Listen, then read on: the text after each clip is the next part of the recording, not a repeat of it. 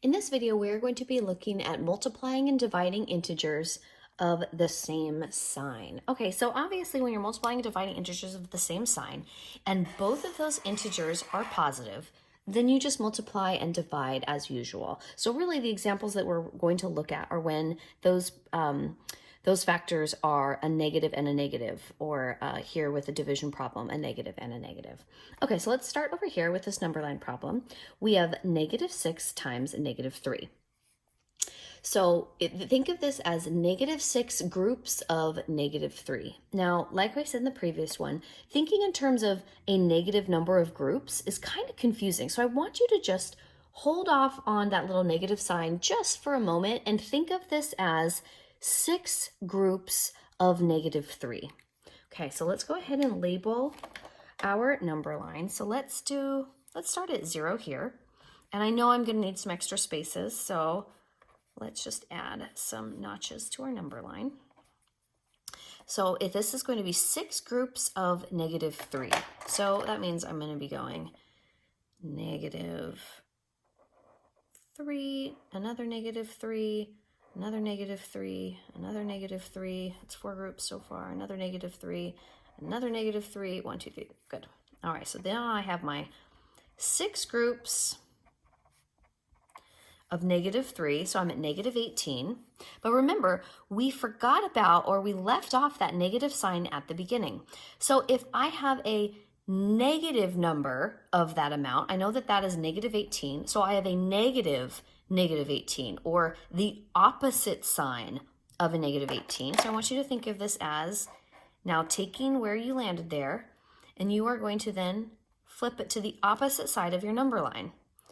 So that -18 becomes a +18. Now you can see, obviously, if this were to scale, our 18 would probably be more like over here, but you get the idea. So -6 times -3 is going to be a +18. All right, so let's demonstrate this using our counters or counter methods.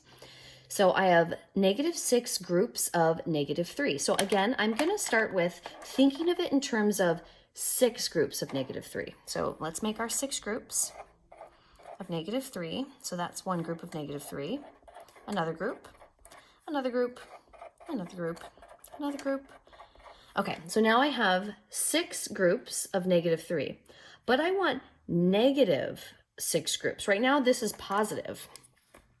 This is showing +6 groups. But I want each of those to then flip and turn negative. So if I'm doing negative of those negatives, what happens? Well, they turn positive. So I'm going to get a +18. There we go. So -6 times a -3, again, is a +18, because you're taking those negative values and then you are flipping it because you're getting a negative amount of groups of them. Okay, let's look down at these division problems. So -6 divided by a -3. Again, we're going to start at -6 on our number line over here. So I have -6 of something, and I want to divide it amongst -3 in every group.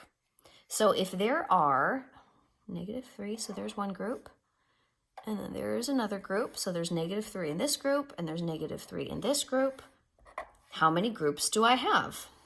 1, 2. I have 2 groups of -3. So that -6 divided by -3 equals a +2. All right, let's show it over here with our integer chips. Again, I'm drawing out these integer chips, but if you would like to model them using the actual chips, feel free to do so. I'm using the green to represent the positive, which is the yellow side. Okay, so I have -6 integer chips. So let's go ahead and draw that out. 1, 2, 3, 4, 5, 6. And I want to divide it into groups of -3. So here is one group of -3, and there's another group of -3. How many groups do I have? I have 2 groups. So 2 groups of -3. There we go. So when the signs are the same, so meaning when you have a problem that's -negative or positive, the product or quotient is always positive. All right, that's it.